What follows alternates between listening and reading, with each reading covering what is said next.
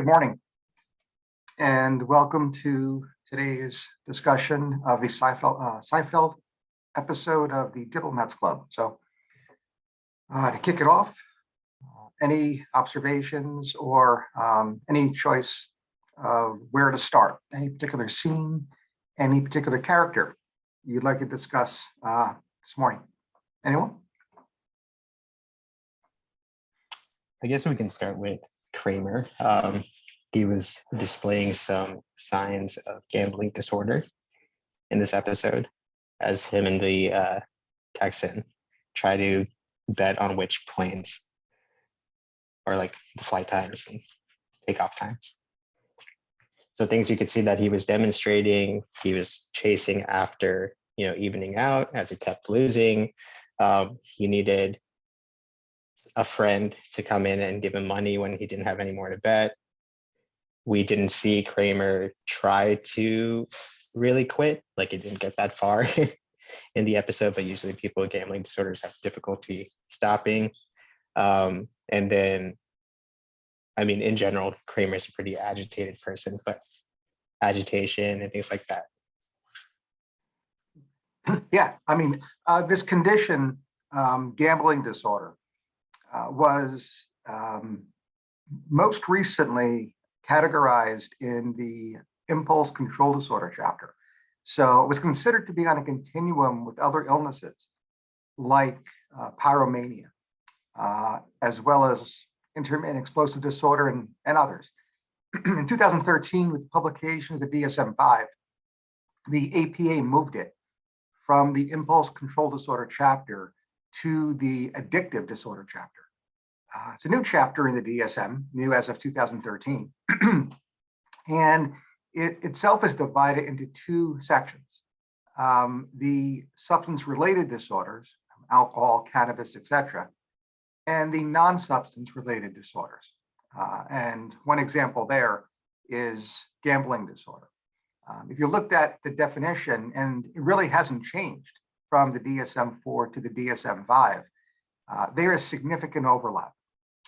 Signs and symptoms that you will also see in conditions such as alcohol use disorder, cannabis use disorder, etc. So because of that, because of the accumulating evidence in the literature, the American Psychiatric Association did move gambling disorder to the addiction disorders chapter.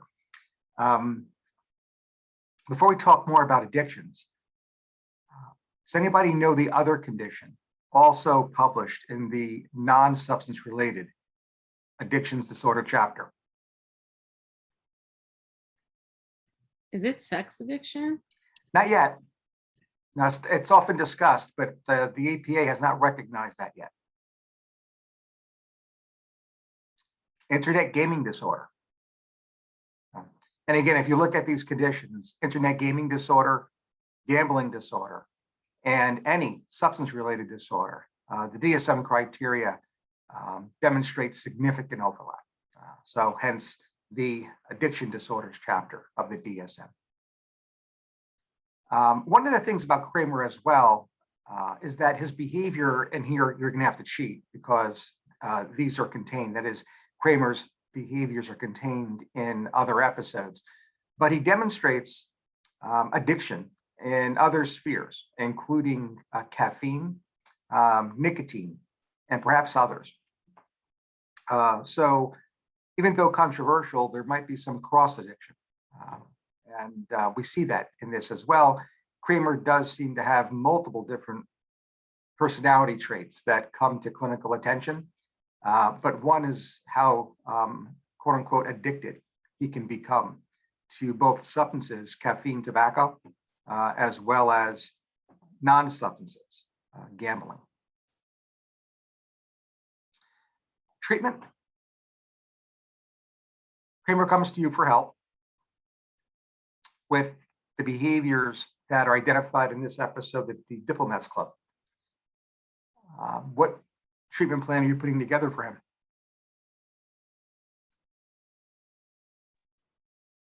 Probably first line would be cognitive behavioral therapy, and then referral to like a gambling anonymous group or something similar. Yeah, I mean, that's first and foremost, is looking at this biopsychosocially. The primary focus would be on psychosocial interventions. And that would include both individual therapy as well as group therapy. For example, Gamblers Anonymous. No FDA-approved medications for gambling disorder.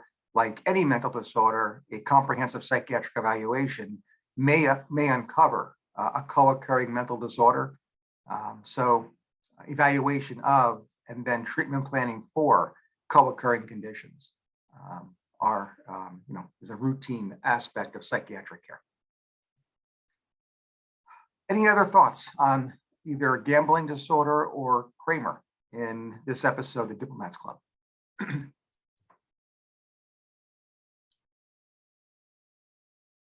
Okay, any other scenes or characters from last night's episode you care to discuss?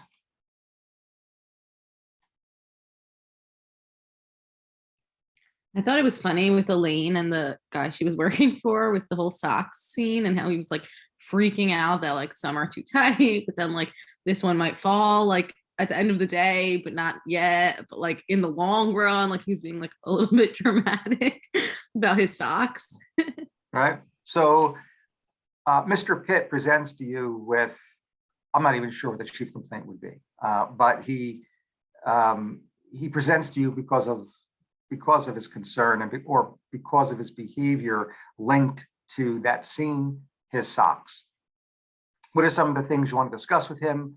What are some of the things that you may consider if both he and you believe that this behavior is resulting in clinically significant distress or impairment? Like I would want to assess him for anxiety, probably. Yeah, I think that's going to be a recurrent theme today.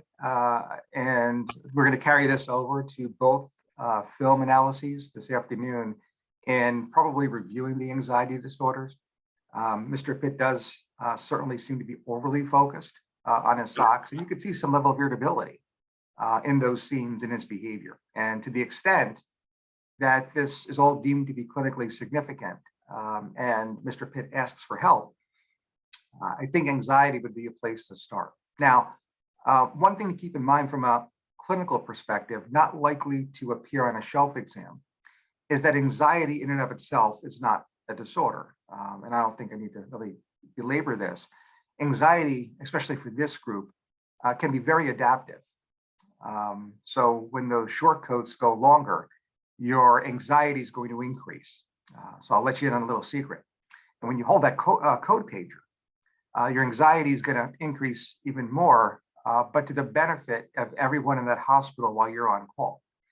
On the other hand, if you didn't feel a thing, you're likely a very dangerous doctor, right? So anxiety is and can be very adaptive. So when somebody presents to you with what looks like an anxiety disorder, when Mr. Pitt presents to you, the question isn't necessarily why do you have anxiety? It's why is your anxiety maladaptive? And if you focus on that and focus on more positive adaptive outcomes, you're much more likely to help your patient than if you pathologized anxiety. Maladaptive anxiety sometimes constellates with different traits, hence why we have built these different anxiety disorders, right? And I think the tip of the iceberg here may be that Mr. Pitt is struggling with clinically significant obsessions. These are maladaptive thoughts, and therefore primary in the evaluation would be obsessive compulsive disorder or OCD. It's a place to start. Any other thoughts about Mr. Pitt? The other thing about this character, again, it's an alternative episode, is that he does get into, in the Thanksgiving parade episode, his relationship with his father.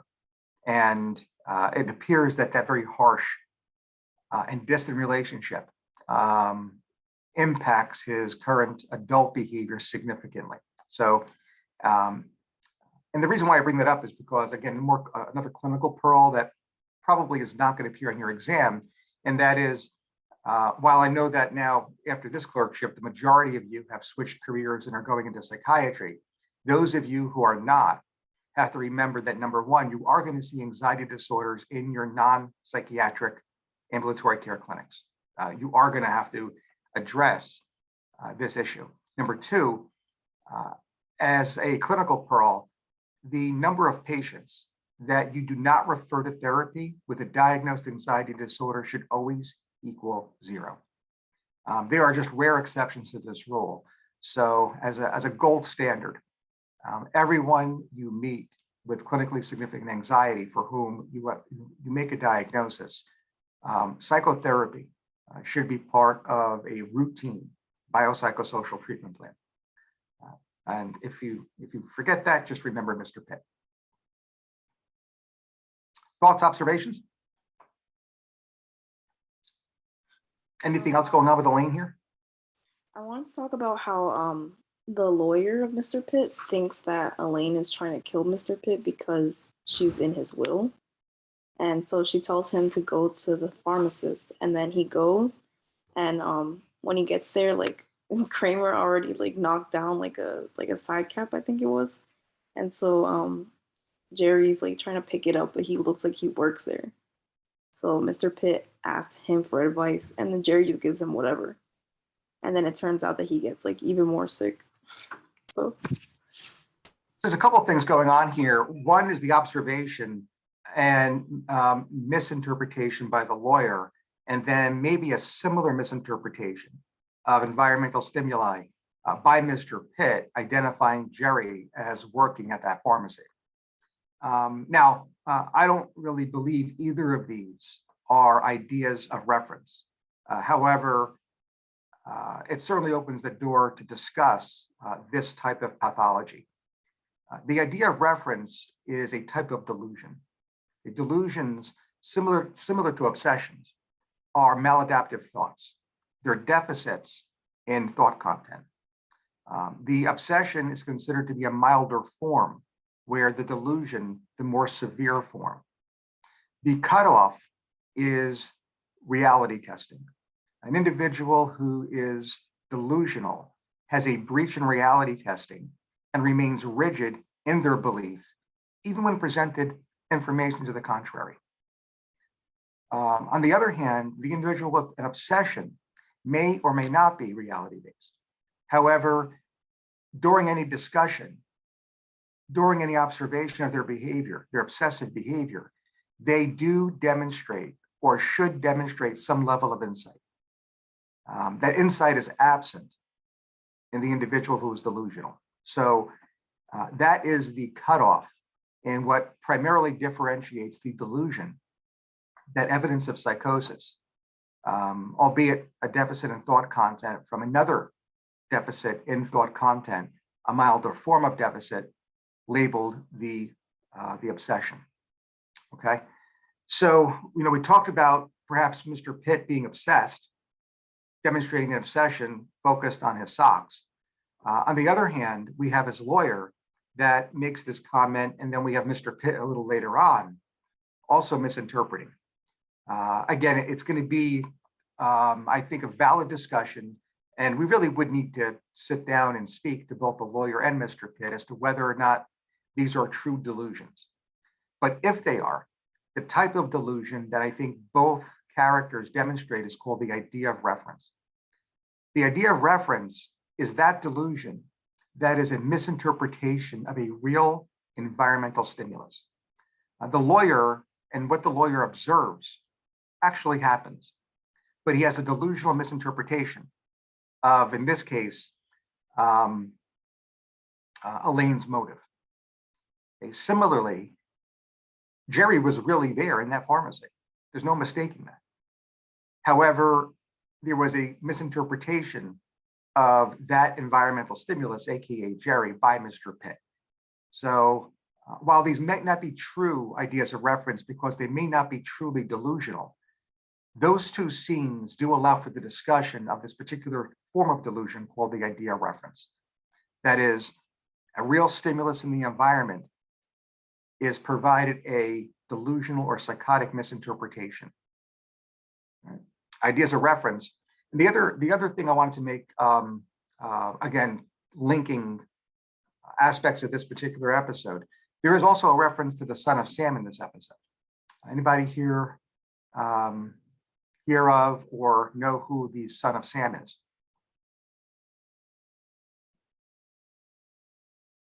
The son of Sam, David Berkowitz, was a serial killer in New York State back in the mid to late 1970s. And in the summer of 77 or 78, there were multiple murders in New York State that, quite frankly, paralyzed an area and an area of our country. The son of Sam, David Berkowitz, was apprehended largely because of a tip, as a result of the son of Sam suffering from an idea of reference, and that after his capture, he was noted to have blamed the motive behind what he did on his neighbor's dog. Now, people, that is his neighbors, did report to the police that the neighbor's dog incessantly barked, right? It was an outside dog and it barked constantly. David Berkowitz interpreted that barking as orders to kill. So the idea of reference really is a core part of the understanding of what happened back in 1977, the summer of Sam, that is David Berkowitz's killing spree. Right, so again, I believe, and I'd have to look this up to be honest with you, I obviously haven't interviewed him myself. I believe David Berkowitz was diagnosed with schizophrenia. Idea of reference, psychosis, schizophrenia, again, that hallmark psychotic disorder, example of idea of reference. So that name appears in the script of the Diplomats Club, and we see signs of, or at least behavior related to, what could be the idea of reference in both Mr. Pitt as well as his lawyer. What happens in that pharmacy when Mr. Pitt mistakenly believes Jerry to be a pharmacist?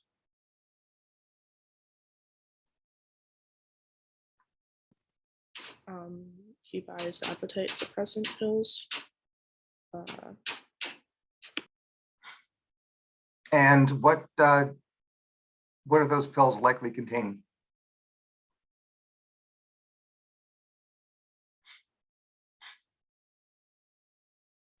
Roxine. What class of medication? Like a thyroid medication, like a thyroid stimulant. You see it? Mm-hmm.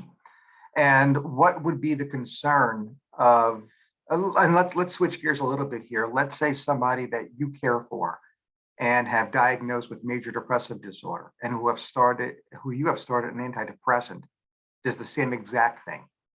What would your concern as a prescriber be of someone being prescribed an antidepressant? Let's call it Nardil, which is a third line antidepressant in the monoamine oxidase inhibitor, or MAOI class. Buys the same exact medication over the counter. What is your concern? Maybe like hypertensive crisis. Yeah, right. We always tell our patients to please check with your pharmacist before buying anything over the counter because of potential drug-to-drug interactions. And there are a couple, well, there's more than a couple, but there are two drug-to-drug interactions I want to briefly review this morning. One is the result of an abrupt rise in blood pressure. And again, here we're talking about the abrupt rise when we have two medications with the same stimulant side effect, often referred to, let me just backtrack a little. The MAOI here with either pseudoephedrine or some other stimulant, thyroxine, and it could even be prescribed too, right? So it could actually be a true stimulant as well, one that is actually scheduled, one that is not over the counter, but also prescribed. There are two potential outcomes in someone who has that abrupt rise in blood pressure. We have an outcome in which the individual remains asymptomatic, and we have an outcome in which the individual demonstrates symptoms, and that I believe is Mr. Pitt. What is the single best answer? What is the syndrome what is the name of the condition that results when somebody has that abrupt rise in blood pressure without symptoms.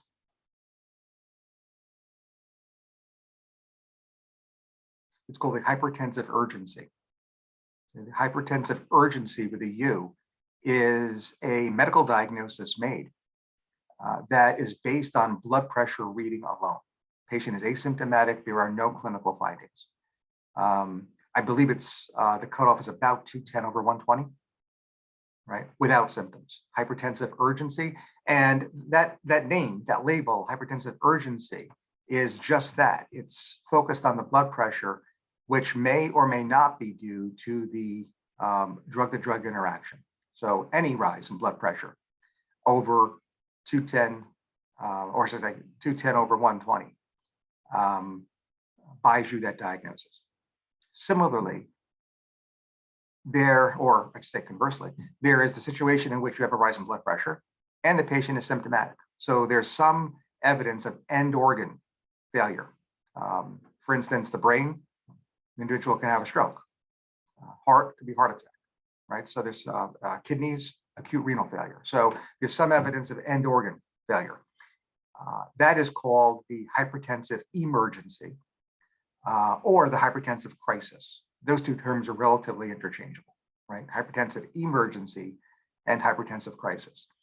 And in Mr. Pitt's case, the cause of that is the drug-to-drug interaction between two sympathomimetics, that is, two medications with that stimulant side effect.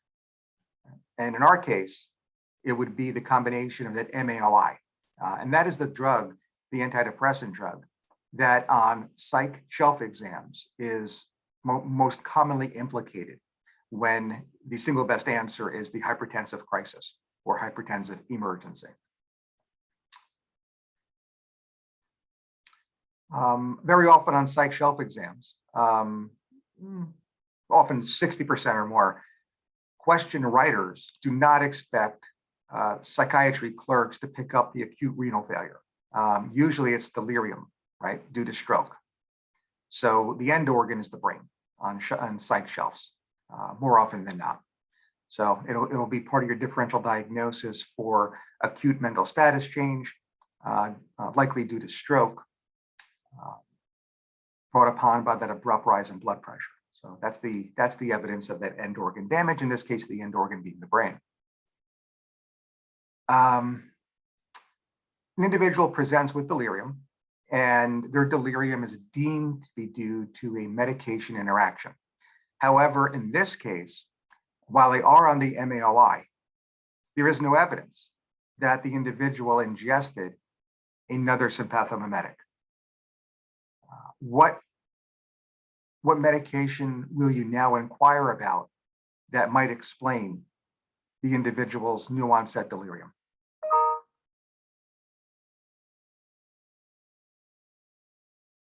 Let me re-ask the question. Similar presentation, an individual comes in with evidence of acute mental status change for which you diagnose delirium. The individual is on an MAOI, just like on our last case. Only this time, there is no evidence of an additional medication, either prescribed or over the counter, with a sympathomimetic effect. So, and you are ruling out hypertensive emergency, hypertensive crisis. But I am explaining, and I am describing a situation in which there is drug-to-drug interaction. Which drug are you now going to inquire about? I'm sorry, you're saying there is still hypertensive crisis or emergency? Or no, you're just saying that they have delirium and there's another drug that interaction is causing that. Wouldn't you want to consider like an antihistamine or like an anticholinergic, something like that could interact and cause a delirium-like picture? That's going to be at the top of your list, right? So cumulative anticholinergic effect can bring about the anticholinergic crisis. I would ask that all learners simply search for anticholinergic toxidrome for the acronym, right? Because there are about 5 very common manifestations of that anticholinergic toxidrome. That is, the delirium that is induced by polypharmacy with cumulative anticholinergic effect. Now, you can actually overdose a person on one medication with anticholinergic side effect. Right? That is, and very commonly on shelf exam, we have someone usually elderly in the hospital who can't sleep and is provided Benadryl. And you're called because of new onset confusion. So Benadryl, anticholinergic, antihistaminic side effect, can induce delirium, single low dose. So it doesn't have to be polypharmacy, and it does not have to be a cumulative anticholinergic side effect. But the toxidrome is something that would be high in your differential diagnosis. The other medication that you have to strongly consider here is a serotonergic agent. And by adding a serotonergic agent, such as an SSRI, to a drug regimen that includes the MAOI, you could have cumulative serotonin effect. And that rise in CNS serotonin, serotonin is a neurotransmitter in the indolamine class, can also result in delirium and related symptoms. Those related symptoms are captured in a triad. So the individual presents with delirium, upper motor neuron signs, including hyperreflexia and myoclonus,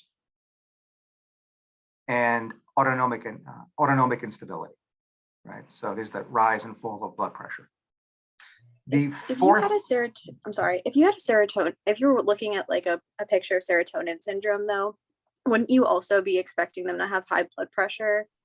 So like, wouldn't that in that case sort of like also lead you towards hypertensive urgency?